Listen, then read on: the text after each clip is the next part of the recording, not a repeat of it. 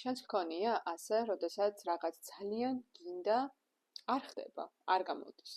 და როგორც კი დაანებებ ფიქრს თავს, მაშინვე საიდანღაც გამოჩნდება ხოლმე შესაძლებლობები.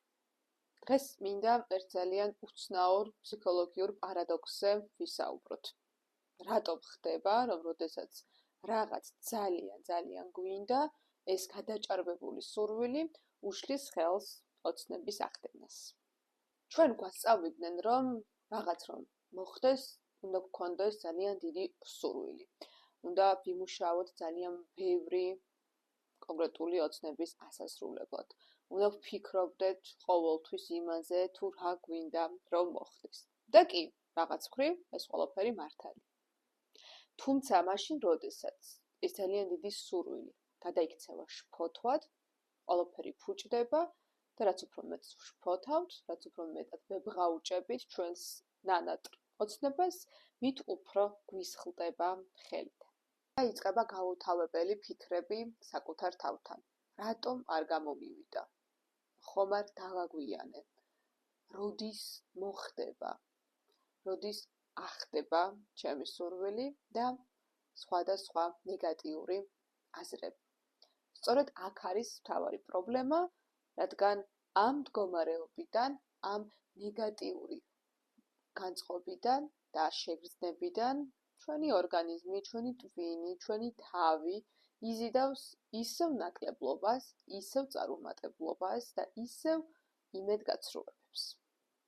და ჩვენ უკვე ვიცით, რომ თუ ყოველდღიურად გვექნება კონკრეტული შეგრძნება, კონკრეტული განცდები, ჩვენი თავი ძალიან მალე დაგვარწმუნებს იმაში, რომ მართლები ვართ. რატომ? იმიტომ, რომ ჩვენი ტვინისთვის არ არსებობს რეალობა და ვიზუალიზაცია. არ არსებობს წარმოდგენილი რეალობა, ფანტაზია და ის რეალობა, რომელსაც მატერიალურ სამყაროში ვხედავთ.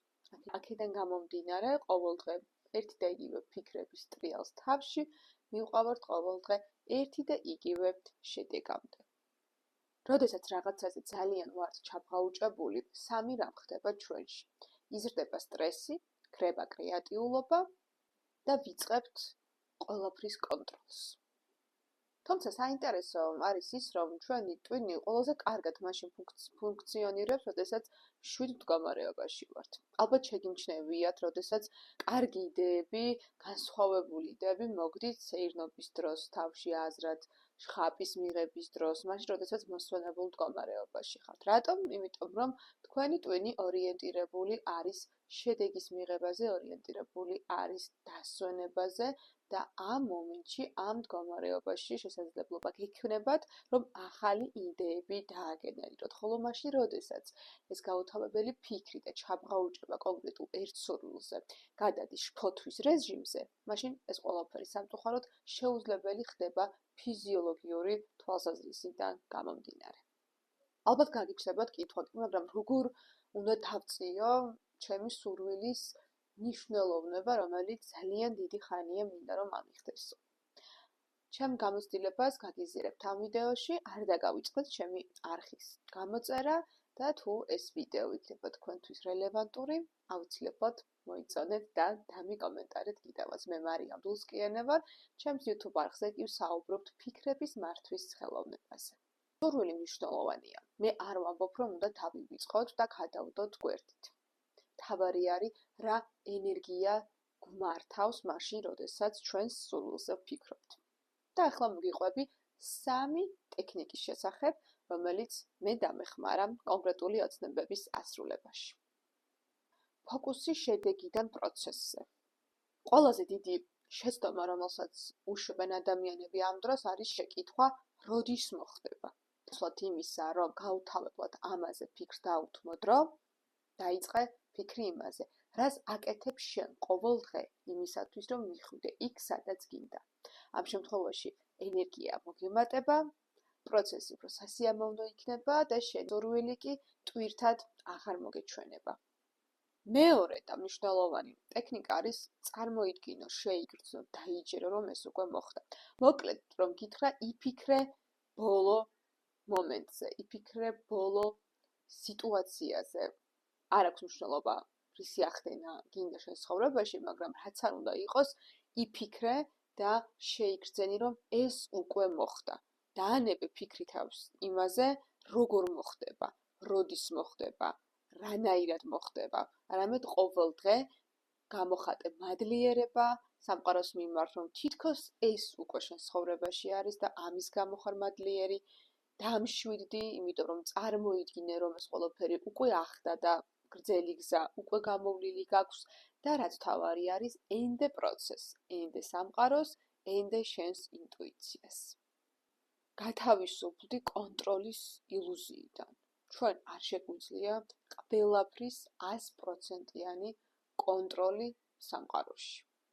ჩვენ არ შეგვიძლია ვაკონტროლოთ ომები, არ შეგვიძლია ვაკონტროლოთ სხვადასხვა გადაწყვეტილებები, რომლებიც ჩვენ და დამოუკიდებლად არის მიღებული.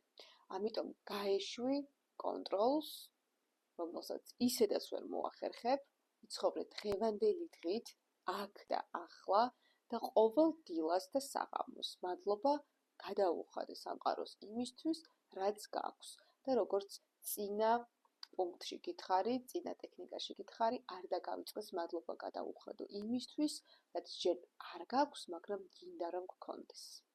სურვილები და მიზნები მნიშვნელოვანია. ისინი გვაჩვენებენ ჩვენი ცხოვრების მიმართულებას. მაგრამ როდესაც ვებღაუჭებით ჩვენს ოცნებებს, ისინი იქცევიან სტრესად, ტვირთად და ნეგატიურ ბომბად ჩვენს ცხოვრებაში. ხოლო მაშინ, როდესაც ვუშვებთ ამ ყველაფერს და ნდობით, მადლიერებით და სიმშვიდით ვუდგებით პროცესს, მაშინ იწყებს ცხოვრება მოძრაობას და მაშინ ხდება ჩვენს ცხოვრებაში ისეთი რაღაცეები, რაც არც კი წარმოგვედგინა ერთ დროს, რომ შესაძლებელი იყო მომხდარიყო. მე მარიამ დულსკიენე ვარ, ეს ჩემი YouTube არხია. მომავალ ვიდეოში ვისაუბრებ ახალ თემაზე, რომელიც ვფიქრობ, რომ დღეს ძალიან აქტუალური და საჭირო საკითხი არის განსახილველად. თუ შენთვის სასიამოვნო, საინტერესო იყო ჩემი მოსმენა, აუცილებლად გამოიწერე ჩემი YouTube არხი და დამელოდე ახალი ვიდეოები მალე აიტვირთება. დროებით.